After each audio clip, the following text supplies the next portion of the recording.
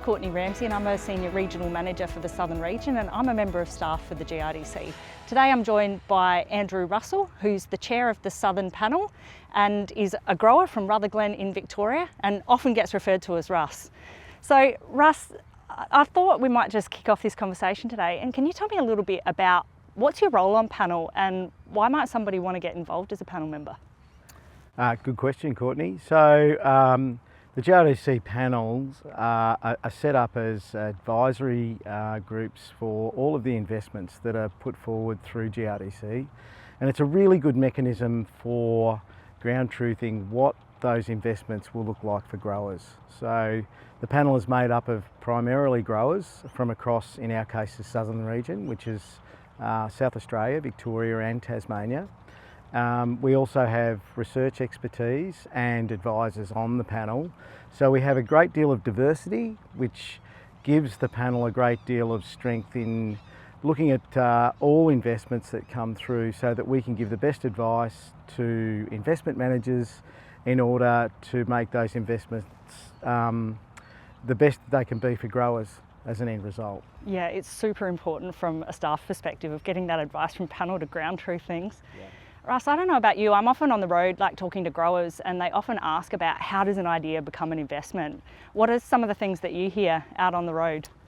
Well, ideas come from everywhere, Courtney, and there's a huge amount of mechanisms to get ideas into the system, and we are contacted individually as members of the panel. So we're engaging with growers in our networks all the time, and we're always looking for that opportunity to take an idea and potentially ground truth it and look if there is an opportunity to invest somewhere where it will have a good impact for growers down the track. So what are some of the actual questions that you hear on the road? The actual questions are, I think, are our levies being put to good use? And I think that I can candidly say that they absolutely are. Like, GRDC has a really rigorous process in and around how they invest. And that's why we've got the panel system. Like, everything is vetted, and it's either vetted through the panel, then national panel. So there's some real solid mechanisms which really bolsters the integrity of the organisation to make sure that those levies are spent in the right manner, in the right place, to get the most effect that they possibly can for Australian growers. So obviously those ideas come in various means or ways. So how do you, within your job and the rest of the staff, deal with all of those ideas? Yeah, it's a great question, Russ, because I think it can be pretty opaque to people looking from the outside, but we've got a couple of different ways that we kind of consider avenues for investment, and it's often based around how risky is that investment going to be. So we can be really quite responsive to things that we consider to be low risk, where they're pretty quickly down the adoption path. So things that are kind of paddock ready for growers to pick up. Yeah. We have a process where we engage with panels on what those ideas could be, and those things get approved at a senior leadership level.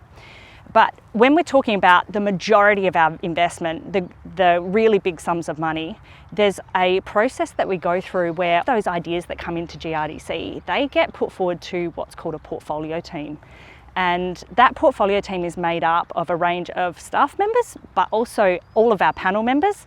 And we often get externals in to come and consult and tell us about key learnings in new areas as well. So GRDC investment priorities are guided by our 5-year RD&E plan, which was developed in consultation with growers and industry.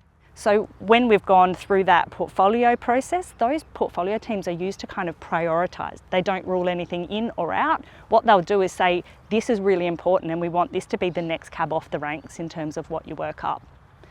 So from there, once we've got that, an investment manager then has the impetus to go away. We'll put together an annual investment plan, and that sets out for the next year for the investment managers what ones need to be worked up first, and that means all of the analysis that goes behind each investment. The portfolio teams work really well for the panellists because each portfolio team has 2 members of each panel on it.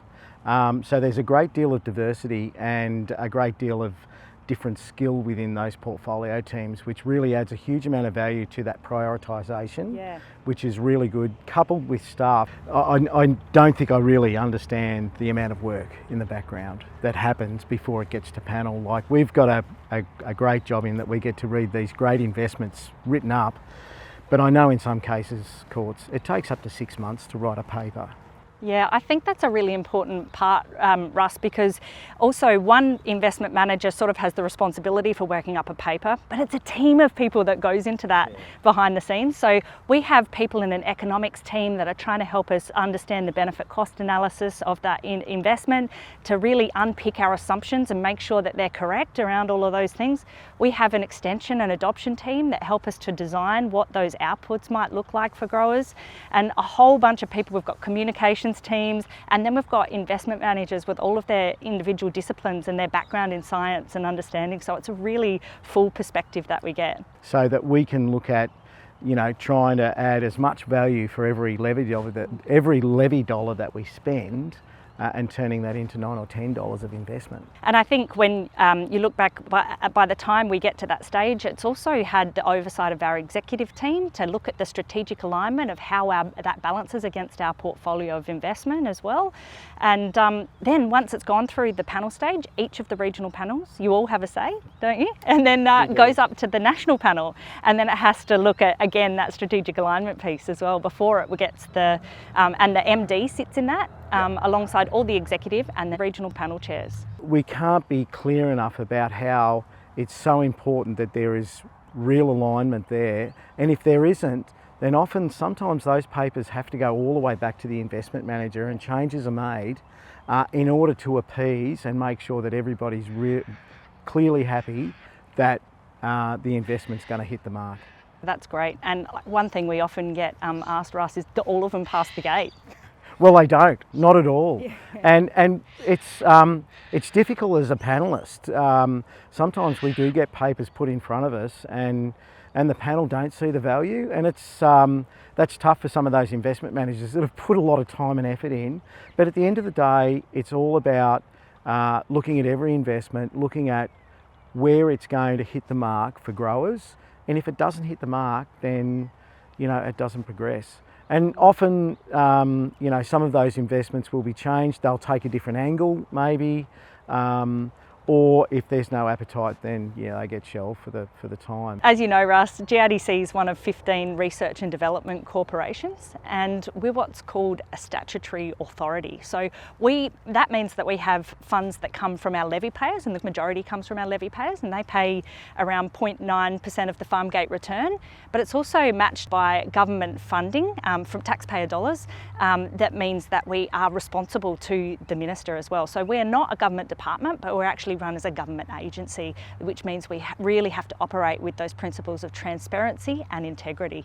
As a research and development corporation, we're tasked with investing in research, development and extension to create enduring profitability for grain growers. And enduring, I don't know about you, Russ, but enduring is one that sticks out to me, because we're really talking about that sustainable long-term future piece, aren't we? Oh yeah, absolutely. And really, when you look at the past and you look at the investment that's been made over the last 30 years that GRDC has been around for, and we look at grain that was produced off 1 millimetre of rain 30 years ago to what we can produce off 1 millimetre of rain that falls today, I mean, it's incredible that we've achieved what we have achieved, and that's only been done by investment in research and development and extension. So as growers, we are beneficiaries. We farm in an environment which is hostile compared to a lot of other countries. We've got very old soils, they're hostile soils, we're a low rainfall country. We've really had to adapt, to farm effectively and profitably and sustainably in this country. What's the reason that you got involved as a panel member, and who makes up the panel? I joined the panel because I was interested in where our levies went, and I'm interested in research. I see myself as a person or a farmer that is always looking for an opportunity to grow profitability. I'm motivated to be around thinkers, you know, critical thinkers, and so that was really good. And the panel is made up of critical thinkers. The panel is made up of passionate people that all want to make a positive difference in agriculture, especially cropping. It's just as simple as that. So Russ, you've talked a bit previously about the role of a panel member in terms of reviewing, you know, investment proposals that come through. But what about some of the public outreach? Do you go on the road, do some other things? We do. So, and that's a really important part. So it's engaging, and that's one of the really good parts about being a panellist, and another reason that I like being it. But certainly research updates, we're there to network with growers and stakeholders. We also have a spring tour every year, and that's a really important way for us to engage with certain parts of our state, in our case either South Australia, Tassie or Vic. But then we also attend NGN meetings, which is actually something that we should expand on, because the National Grower Network is a really great initiative.